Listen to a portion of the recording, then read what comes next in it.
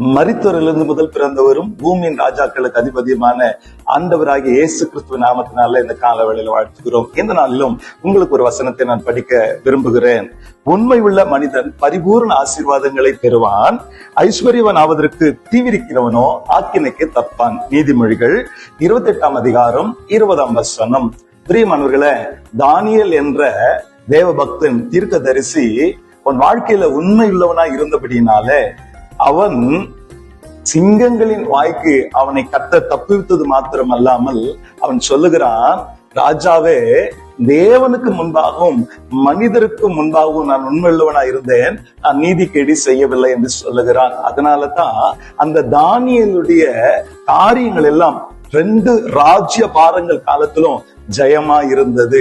பவுல் அப்போஸ்தலன் சொல்லுகிறான், என்னை உண்மை உள்ளவன் என்று எண்ணி தேவன் தம்முடைய ஊழியத்துக்கு தெரிந்து கொண்டபடினால கர்த்தரை ஸ்தோத்திரிக்கிறேன், தேவனுக்கும் மனிதருக்கும் நாங்கள் உண்மையுள்ளவர்களாய் இருக்கிறோம் என்று சொல்லி அப்போஸ்தல பவுல் ஆதி அப்போஸ்தலர் முழக்கமிட்டனர். அது மாத்திரமல்ல, மோசே தேவனுடைய வீட்டில் எங்கும் உண்மை உள்ளவனாய் இருந்தார் என்று வேதமே சாட்சி கொடுக்குதுங்க. அதனாலதான் மோசேக்கு பின்பாக அப்படிப்பட்ட அற்புதங்களை செய்த தீர்க்கதரிசி எழும்பவில்லை என்று சொல்லி கர்த்தரை சாட்சி கொடுக்கிறார். என்னை கேட்கிறவர்களை கொஞ்சத்துல உண்மையுள்ளவர்களா இருக்கும்படிதான் தேவன் நம்மிடத்துல எதிர்பார்க்கிறார்.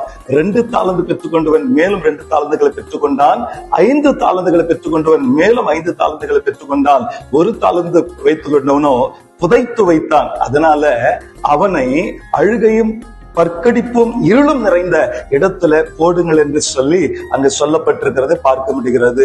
உண்மை உள்ளவர்களாய் இருப்போம், பரிபூர்ண ஆசீர்வாதங்களை தேவனிடத்திலிருந்து பெற்றுக்கொள்வோம். நாம் ஜெபம் பண்ணலாம். எங்கள் அன்பின் பரலோக தகப்பனே, ஆண்டவரே, ஜனபுத்திரரில் உண்மை உள்ளவர்கள் குறைந்திருக்கிறார்கள் சொல்லி ஆதங்கம் படுகிறீர.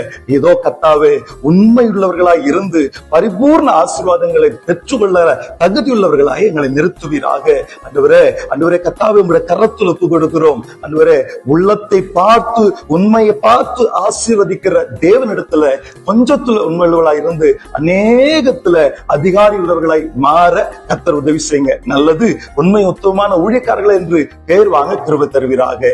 ஆண்டவரே, ஜனத்தின் மத்தியில ஊழியங்களில ஆண்டவர் ஐக்கியத்துல உண்மையுள்ளவர்களாய் வாழ உதவி செய்யுங்க. இயேசு கிறிஸ்துவின் நாமத்தில் ஜெபிக்கிறோம் நல்ல பிதாவே, ஆமென். God bless you.